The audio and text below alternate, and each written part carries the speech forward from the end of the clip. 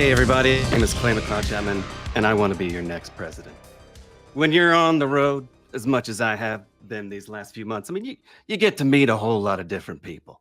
Decent, God-fearing American people. You get to hear all kinds of stories. Stories of hard work, big dreams. You get to hear time and time again what makes our nation so great. But no matter how many folks I chat with, no matter where I am, whether it's Arkansas or Georgia, New York or Nevada, I've been hearing this familiar refrain of people feeling pushed around by our president, of folks feeling hogtied by their own government, folks like Harold Walsh from Ashland, Ohio. Now, I was lucky enough to meet Harold when we were rolling through Dayton a few months back, and well, we got to talking about his pig farm. How his family is in a bad way, all because of the government subsidies they depend on getting cut in half. How he was afraid his family wasn't going to make ends meet this year. Now, a good national economy depends on a good farm economy. I know that. Congress should know that. Poor Harold here knows that better than any fat cat in Washington. But what choice has he got, huh? Now that more than half of his aid has been cut right down the middle, what options does his wife, Suzanne, have now that she can't afford new kids for their 3 little kids? Their youngest, Johnny? Oh, he still has to wear the same pair of dusty sneakers he's worn for well over a year now, even though they got enough holes in the soles to make me think they've been chewed on. Now, Harold, he heard that I was going to be in Ohio, so what does he do? He takes off from work. Even though he couldn't afford to lose the man hours, he decides to take little Johnny boy with him.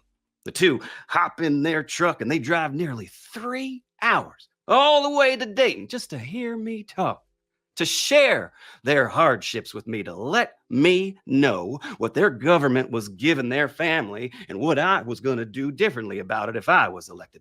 How are you going to be any different than the last president I voted for? He asked me point blank. How can I trust you?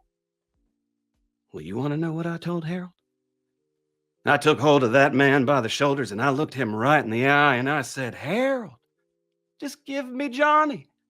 Just hand your son over to me. He's a fine-looking boy, a healthy boy. I'll treat him like he was my own. That's a promise. See?